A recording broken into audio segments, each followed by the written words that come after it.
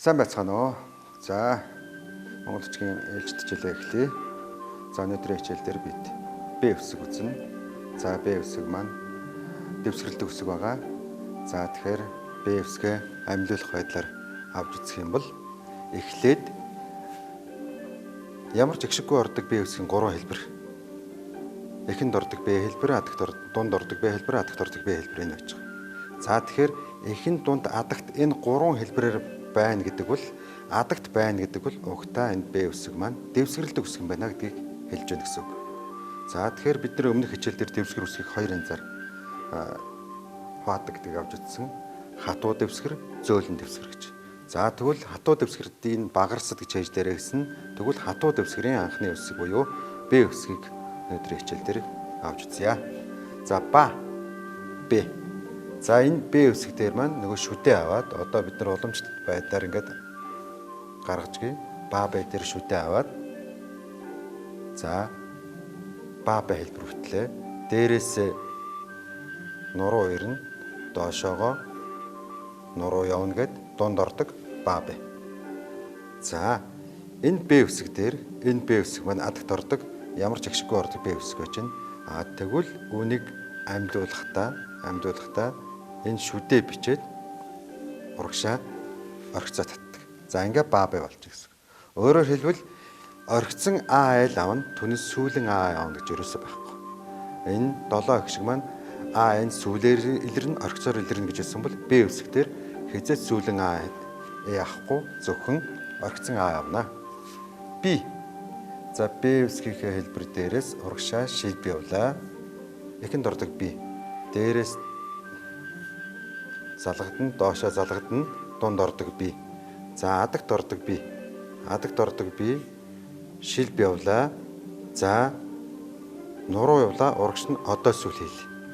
За энэ адагт ордог ийг болохоор бид нум хэлбэрээр авч үздэг байсан бол энэ Б үсэг маань өөрөө нуман дүрстэй учраас дахиад нөгөө нэг игийн нум бичгээр хоёр нумыг давхарлуулж их бага янз бүрээр хийх тэр байдлаас нь болгоомжлуулж шилб бичээд нуруу бичээд урагш нь одоо сүүл гаргаж өгч зохицуулсан байгаа.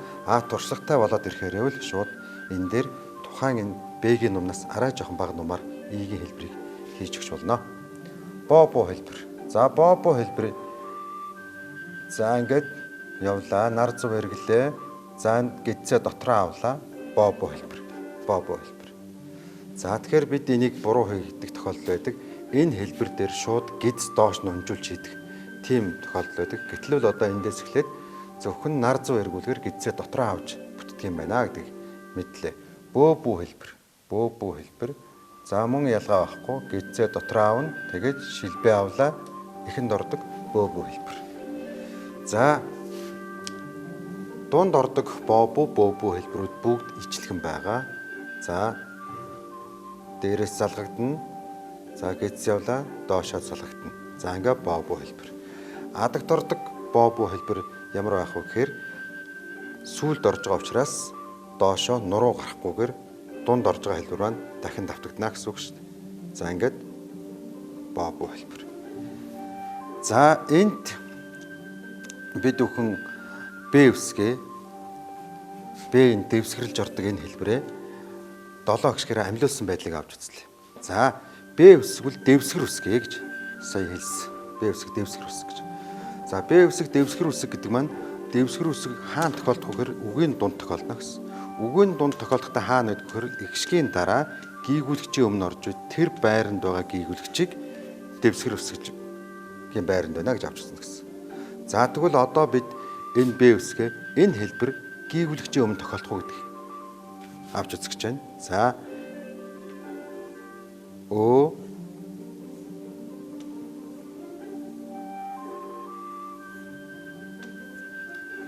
За энд өв лэ. За өвлөх, өв хөрөнгө өвлөх гэдэг нь өв лэ. Өв гэдэг маань нэр үг байна.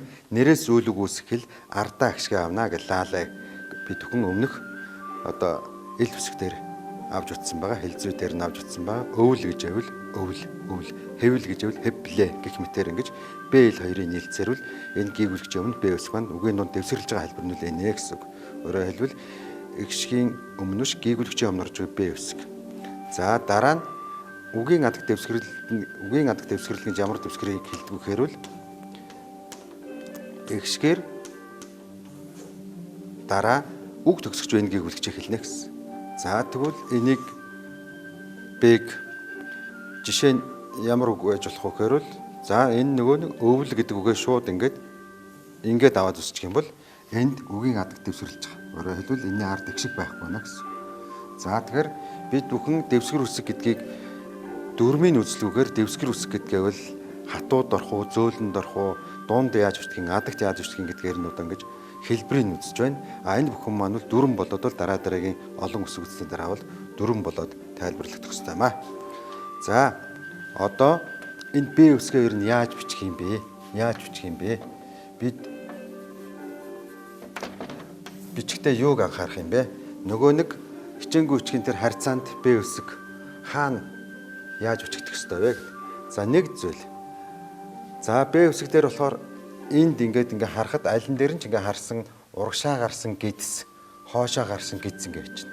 За энд мөн төв нуруу гэж авч үзэх юм бол урагшаа гарсан гидс, хоошоо гарсан гидс ингээд бичнэ. За тэгэхээр энэ адил байх юм уу? Эсвэл урдах нь жижигхэн, ардах нь томч гэх юм уу? Тийм байх юм уу гэдэг энэ асуудал гарна. Тэгвэл эндээс ямар хэмжээтэй байх вэ гэхээр ийм хэмжээтэй байна гэсэн. Одоо энд ингээд байж ивэл ингээд байж их юм бол энд төв нуруу байна гэсэн. За тэгвэл титмийн игнэний үсэг байх нэ Б үсэг маань. Яг титэм ямар хэмжээтэйгээр түүний адилаар ингээд хоошоо татна гэсэн. За тэгвэл хоошоо гарсан гидс гэдэг маань титэмний хэмжээтэй байдаг нь хоошоо гарсан гидс маань урагшаа гарсан гидстэйгээ яг ижил хэмжээтэй байх хэвээр. За тэгээд ирэхээр энэ урагшаа гарсан гидс, хоошоо гарсан гидс адилхан. За энээсээ салбарлаад цаашаага энэ А тал, Б тал хоёр нь ямар хэмжээгээр хоошоо бичигдэх вэ гэдэг нь тодорхой болоод ирнэ. Яагаад тэгэхээр жижигээс нь томын хөгөө гаргацдаг. За бид энэ талаар нь авч үзэх юм бол Б үсгийг одоо энэ орхиц аль хүртэл хийх юм бэ гэдэг энийг шийдэх ёстой болж хөрж байна. Энэ шилбиг одоо бол гол биш, шилбиг бол бид нар мэдсэн. Хамгийн гол нь бол энэ дээр одоо энэ орхицыг хаана хийх вэ гэдэг асуудал. За тэгэхээр орхиц гэдэг маань энэ гидсийг нэг дахин ингээд сунхад яавсг. Өөрөөр хэлбэл ингээд сунхад нөгөө шилбэт үсэг буюу өмнөх хичээл дээр үтсэн яавсг мөн ингээд байж байна. Эндээс энэ зай нэг дахин авсантай тэнцэнэ гэсэн. За энэ бол 45 налуугаар авах хэрэгтэй гэсэн. За тэгвэл энэ шилбэт үсгийг нэг дахин 45 хэмжээний налуугаар сунгасантай. Өөрөөр хэлбэл энд орхицын урагшаа гарах хэмжээ байна гэсэн. За тэгэхээр яг энэ хэмжээг бодож Б үсгийн орхицыг ингэж гаргаж гинэ гэсэн. За тэгэхээр энэ налуу нь 45 хэмээр байх хэвээр. За уртын хэмжээ энэ хүрээ зогсож явах хэвээр. За бид бүхэн бусдаар анхаарах бол Б үсэг дээр гайгүй. Энэ хэлбэрийг ерөөсөө зарим улсууд их хвчлэн хийчих гэдэг боо гэж байх юм бол ингээд хийчих гэдэг ийм хэлбэр үл хэзээж байхгүй гэдгийг энд ингээ харуулчлаа. За ингээд бөө гэж байх юм бол мөн одоо бас шууд бөө гэж хийх гэдэг ийм хэлбэр байхгүй гэд. Тэгэхээр нар зов эргүүлгэндээ энэ гидсэн дотроо оовгаа ингэж авч үтдэг. Тэгэхээр энийг сайн анхаараарай. За Б үсгийг уншихад одоо бид нэр маш туршлагатай болсон. Өмнө нь бид нэр 5 гэгүүлэгчийг үзсэн. 5 гэгүүлэгч үзээд одоо өнөөдрийн бидний үзэж байгаа гэгүүлэгч бол номт гэгүүлэгч. Өөрөөр хэлбэл монголчуудаар 3 номт гэгүүлэгч байна. Б байна, Г, Х байна. За тэрний нэг нь. За ингээд Б их шиг гэгүүлэгт гэдэг гэдэг үеэр ав, эв, ив, ов, өв гэдэг. За нөгөө нэг 7 их шигийнхээ а, и, о гэдэг энэ дараалалаар нь ингээ уншичлаа. За одоо бид нэр баг зэрэг одоо тийм ээ утгат үеинүүдийг ингээ оруулж өгсөн. Дандаа утгагүй үеинүүд авч үздэг байсан бол утгат үеийг оруулж өгсөн. Гэг гэдэг гэгүүлэгч шиг гэг гэдэг үеэр бар, бэр, лав, лев, бир, боб гэх мэтэр. За зарим нь л үгтэй тэнцэн, зарим нь л утгагүй үеинүүд байгаа. За эгэ гэдэг энэ хэлбэрээр за энэ Б Б-нүүд маань чинь аба, эб, аба, эб, за об. За энийг одоо бүгдийг и болгож болно ус, ви болгож болно.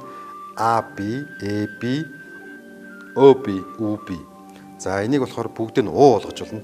абу, эбу, обу, убу гэдэг.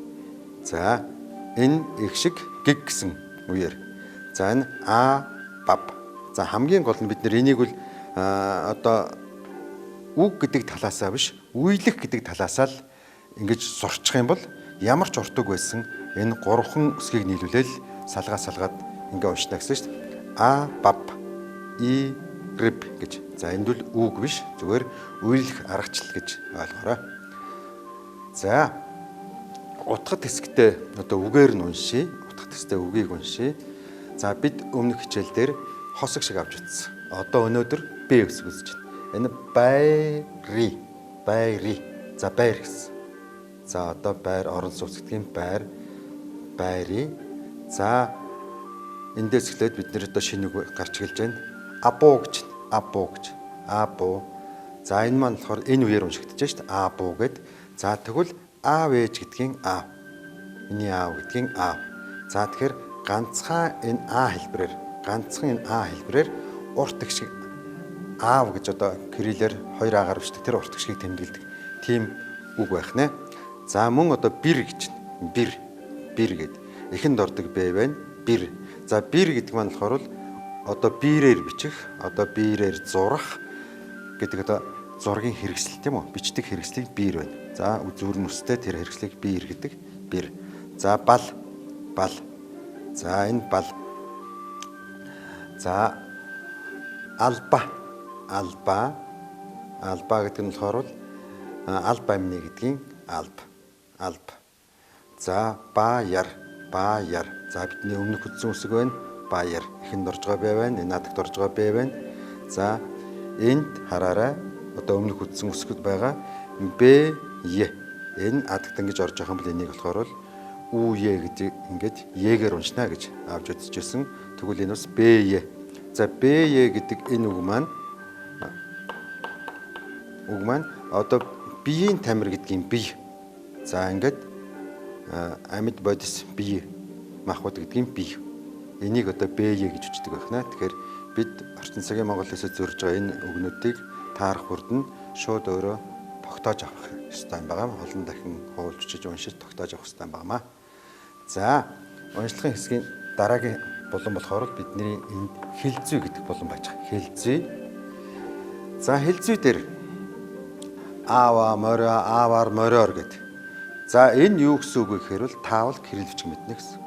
Тийм учраас таны мэддэг ингээ үсгээр бичсэн юмыг та одоо түүнийг монгол үсгээр шилжүүлэн бичих чадвартай боллоо. Эсвэл одоо монгол үсгээр бичихтэй та эхлээд ямар ч кириллээр байж байгаагаа хараад түүнээсээ холбоолаад монгол үсгээр бичих болцоо та боллоо гэсэн үг. За аава гэж байна. Аава гэдэг үгийг бид мэддэг боллоо. Аав гэдэг үгийг одоо мэддэг боллоо. За эндээс нэг зүйлийг хараарай. За бид дөрөөс аав гэдэг үг ямар утсан байна вэ? Одоо яг тэр л хэлбэрээр л бичдэг. Түүнээс одоо нэг үгийн үндсэн язгуур нь одоо өөрчлөгдөн гэж байхгүй. Аав гэдэг үг дангаараа авахтаа ингэж байна. Ааваа болоод ирэхээр өөр болно гэсэн байхгүй. Ерөөсөө энэ язгуурын хэлбэр нь яг хэвээрээ байж байна.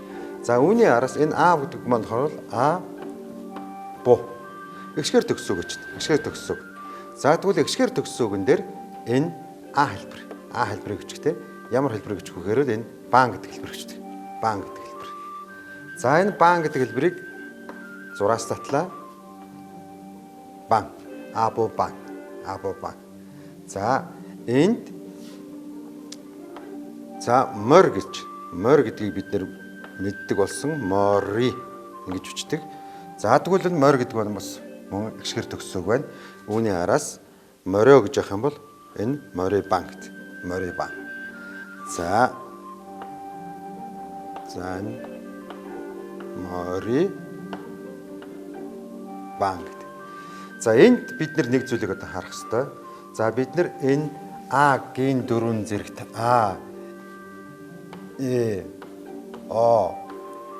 гэсэн. Энэ одоо хамаатуулах нөхцөл шүү дээ. Энэ маань хамаатуулах нөхцөл, ерөнхийдөө хамаатуулах нөхцөл. Тэгвэл энэ хамаатуулах нөхцөлийг хоёр хэлбэрээр бичнэ гэдгийг нэгийг нь бид нэр үзсэн, өмнө үзсэн.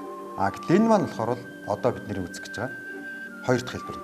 За энэ өмнөх нь ямар юм байна гэхээр гүйгүүлэгчээр төгссөн үгийн араас гүйгүүлэгчээр тухайн одоо энэ тийм ээ гүйгүүлэгчээр төгссөн араас эдгээр хамаатуулахын хэлбэрүүд орох юм бол энэ урдаа үг нь байна гэдэг утгаараа энэ зураас байх хэвээр. За тэгвэл энд яан орно гэдэг. Яан орно гэдэг ингээ аваад утсан. За тэгвэл энэ бидний өмнөх яа хэсэг дээр аваад утсан. Энд яах вэ гэхээр энд ямар үг байх вэ гэхээр мал гэдэг.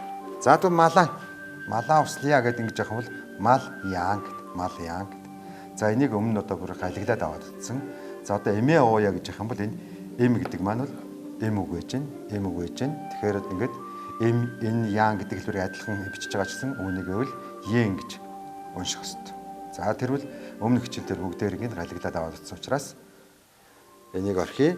За харин одоо энэ болохоор энэ аага ихшгэр төгсөөг байх юм бол ямар хэлбэртэй байх вэ гэхээр энийг баан гэдэг хэлбэр байна. Баан гэдэг хэлбэр. За тэгвэл энэ баан гэдэг хэлбэрийг эр үг байх юм бол бан гэж ингэж галиглана. Эм үг байх юм бол үүнийг бэн гэж галиглана.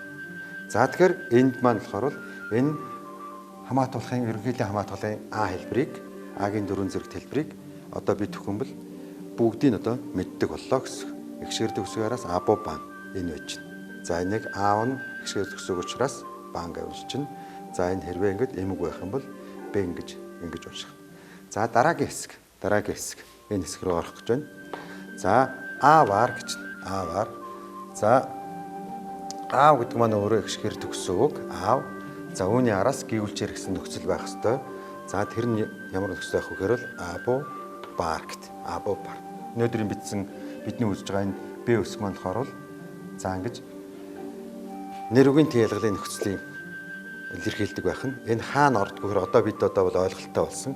Энэ аав ихшгэр төгсгөөс гүйвэлчээр гэсэн нөхцөл байх ёстой гэдгээр энэ ордог байх нь. Энэ аав гэдэг нь эр үг учраас энийг галиглахдаа або бар гэж галиглах. Або бар. За нөгөөх нь мориор гэж байна.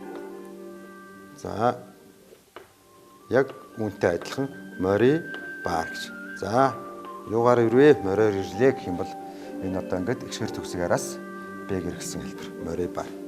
За үүний нөгөө эсрэг талын болохоор бид бүхэн өмнөх Е үсэг дээр, Л үсэг дээр, М үсэг дээр өмнөх үсгийн гүйвэлэгчдэр үтсэн учраас би сэргээх байдлаар авч үзье. За тэгэхээр энд ар эр ор өөр гэсэн хэлбэр. За энэ нь болохоор үйлдэхийн тялгалын нөхцөл. Үйлдэхийн тялгалын нөхцөлийг хоёр янзаар бичих ёстой. За нэг нь болохоор одоо гүйвэлчээр төгсөг араас нэг ордог, нөгөөх нь ихшгэр төгсөг араас ордог. За бид нар болохоор өмнө нь гүйвэлчээр төгсөгийг үзсэн. За малаар баян гэж явах юм бол мал гээд энд нь яар гээд энэ гүйгүүлэгч явах юм бол эхнийх нь игээр дараагийнх нь егээр тэгээд эр үг байвал аагаар эм үг байвал эгээр уншид дуудаарай гэдэг өмнөх хичээлүүдээр үтсэн байж байгаа. Харин өнөөдрийн хичээлдэр энд ихшгэр төгсөг араас бар гэдэг энэ хэлбэрийг үзнэ. Энэ хэлбэрийн шүдийг болохоор өмнөх дээдлийн үг нь нэр үг байх юм бол аагаар нэр үг шээ. Эр үг байх юм бол аагаар, эм үг байх юм бол эгээр уншаарай гэдэг. За ингээд өнөөдөр бидний үздсэн Б үсэг дээр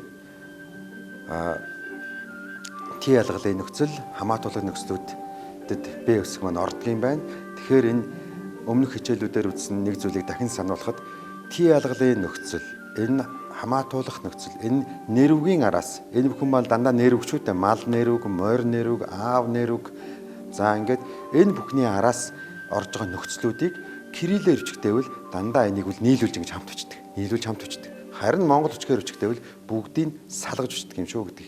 Тэгэхээр нэрийн нөхцөлийг салгаж бичнэ гэдэг нэг зарчмал энд хэрэгжиж байгаа нь. Энийг бас сайтар ажиглаарай.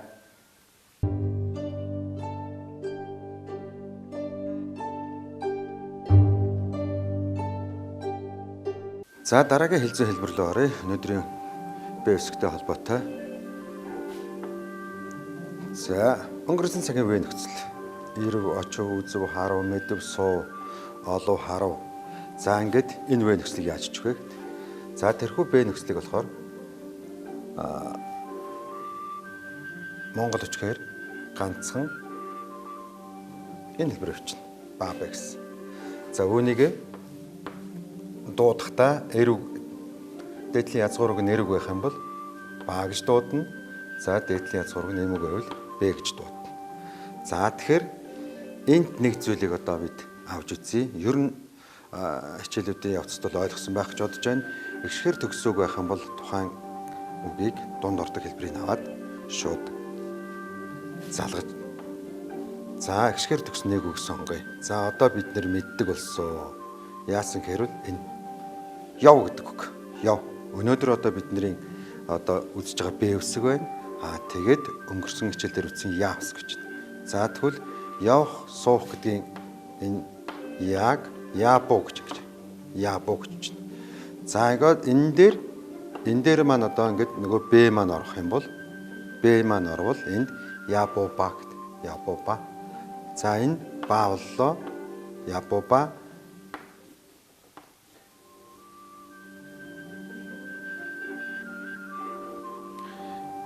Ингээд үгийн хатагт ордог хэлбэр байждаг. За тэгвэл дунд орохороо тийм ээ дээрээ доороо нуруу залгадаад тэгээ ингээд яабуу ба гэдэг.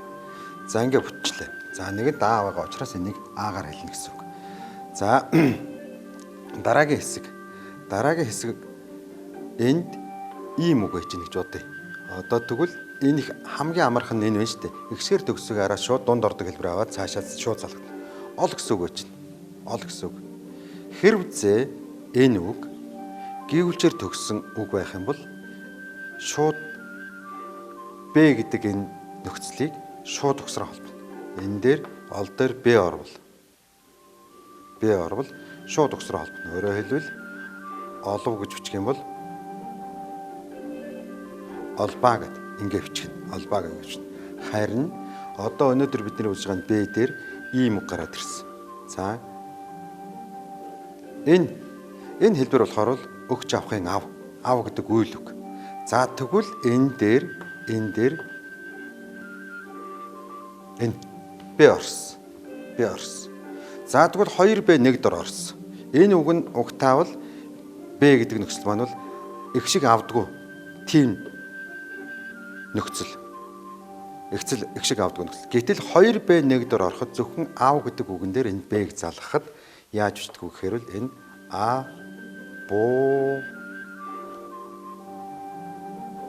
або багч ингэж холбогддог холбох гişгэн дүрм ашигладаг. Хоёр хатуу бэг энэ дунд нэг шгээр амьдуулж або баг гэж бичдэг. За тэгэхээр одоо үүнээс үүдээд бид энэ үйлийн нөхцлүүдийг тухайн үгэнд нь нийлүүлж чинь гэдэг дүрмийг эндээс эхлээд харж байгаа. Мөн одоо тийм ээ энэ үйлийн нөхцлүүдийг заримыг нь шууд залгаж бичдэг байна. Олов гэдэг шууд олбаа гэж бичдэг байна. Заримыг нь гиз ингэж бичдэг байна. Өөрөөр хэлбэл энийг ямар дүрм гэж ойлгох вэ гэхээр энэ Б дээр л Б-г залгахад гиз цаав нь бусдаар бүх гүйгүүлэгчийн араас орж байгаа энэ Б-г шууд ингэж нийлүүлж ингэж холбож бичнэ гэж ингэж ойлгоорой. За дараагийн хэсэг рүү оръё. Дараагийн хэсэг маань мөн өнөөдрийн үзэж байгаа Б хэсэгтэй холбоотой хэлцэн одоо нөхцөл байна. За бал бэл гэж. За тэгвэл үйлийн нөхцөл тийм үү? Болцохын бал бэл гээд. За энэ хэлбэрийг за ингээд бал гэж дөрвөн хэлбэр байна. Бал бэл болвол гэж дөрвөн хэлбэр, бал бэл болвол гэж бас дөрвөн хэлбэр. Гэтэл энийг маань нэг л янзаар бичдэг. За тэгвэл одоо бид нар саяхан авсан үгнүүдээр бас ингээд шин харьцуулаад ойлгож болох юм. За энэ балын дөрвийг за монгол бичгээр болохоор шууд өрөөс ингэж бичнэ. Бал гэж. Бал. За үүнийг болохоор дуудахтаа бал бэл гэж дуудана. За тэгэхээр одоо энэ нөхцөлийн маань дээдэлд үйл үг байна гэсэн үг шүү дээ. Үйл үг учраас энэ бүхнийг маань холбож бичнэ гэсэн. За энд ингээд явбал гэж байна. За явбал гэдэг үг маань болохоор яабо бал. За яабо бол гээд энэ хичээр төгсөг учраас шууд төгсрөө холбоно. Гэвч гэсэн хэлбэр шууд төгсрөө холбоно. За харин одоо нь олбол гэж байна. Олбол гэж байгаа бол яг одоо Б-гийн хуультай ч адилхан. За ингээд гэвчээр төгсөн үг нь тийм ээ Б-гээр эхэлсэн бүх нөхцлүүдийг Б-гээс суцчих. Энэ Б-гээс бусад бүх одоо гэвчээр төгссөн үгэнд Б-гээр эхэлсэн бүх нөхцлүүдийг шууд өгсрөө холно гэсэн дүрэн байна. За тэгвэл энэ олбол гэдгийг болбол гэдэг үгээр солиулчих л да.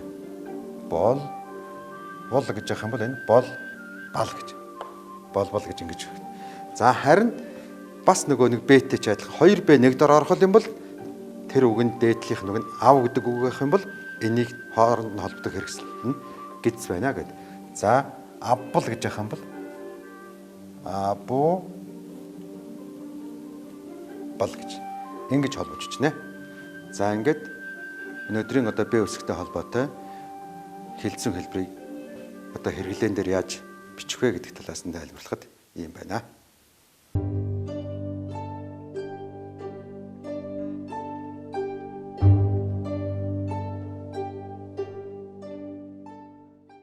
За Б үсгийн хэлцэн хэлбэрүүдийг төгс өгүүлбэрт хэрхэн одоо илэрч байгааг уншиж үзүүлье. Бимба, бөмбөр, абоба. За бимба гэдэг манай хүний нэр байна. За яавсгийг энэ шууд энэ игээр илэрхийлж байна. Бимба, бөмбөр. За энэ өө үсэг байгаа бол дараагийн орж байгаа гэцийг үгээр унших ёстой. Бөмбөр, абоба. Эр үг байвал эргэшгээр уншина. Абоба. Баян өмнө үтсэн үсэг байна. Яавсаг үгийн дунд орж байгаа хэлбэр баян, ноён, морилаба. За морилов гэд. Морь гэдэг үгийг бид мэднэ. За дагуурыг тухайн үгээс нь хязгаарч салгаж өчөхгүй. За морила гэд нэрээс үлэг үсгэл ардаа гişг аавна. Морила. За өнгөрсөн цагийн Б нөхцөл ба хэлбэрээр ордгийг сая үтсэн байгаа. Морилов. Баян, ноён, морилов. Бие бэн. Сая бид нэр энэ баан бэн хэлбэрийг үтсэн хамаатуулахын А хэлбэр байгаа. Ихшгээр төгсгөө араас ордог. Бие бан гэж. Бие гэж. Энэ бол бие махбод гэдгийн бие гэдгийг ингэж бичнэ. Бие бан байри. Бие байр. Алба амин о 18 морь байна. За энэ хариалахын ялгалын нөхцөл байна. За нэрийн нөхцөлийг тухайн үгээс нь салангад өчтдөг. Харин үйлийн нөхцөлийг тухайн үгт нь нийлүүлж өчтдөг. Энэ баа дээр энэ хоёрыг жишээ харьцуулж хараарай. За 8 гэж. За 8 гэд энэ ганцхан шил битсэн байна. Тийм учраас энд е дэвсгэр маань үгийн дунд дэвсгэрлж байгаа хэлбэр гэвлэгчийн өмнө е одоо хагасгаар тэмдэглэл е хэлбэр маань ингэж гарч ирсэн байна. 8. За энийг бол хүмүүс андуурч 2 шилбээр бичих гэдэг. Тэгэхээр энэ 8-ын тооны энэ 8-ыг болохоор ингэж өрнөсөөр ингэж нэг шилбээр бичдгийг тогтоож аваарай. Морь байна. За энд байна гэдэг дээр энэ хос гişгийн аягийн хос гişг энд явж байна. За бид өмнөх хичээлүүд дээр галгийг гэрийн даалгаварт өгж байсан бол одоо энэ Б үсэг дээр тухайн энэ монгол үчгээр бичсэн энэ хэлбэрээ кириллээр галиглаад за кириллээр галгснаа эргүүлээд монгол үчгээр бичих байдлаар гэртээ олон дахин давтаж бичээрэй. Ингээд өнөөдрийн хичээл үгээр өндөрлөж байна. Баярлалаа.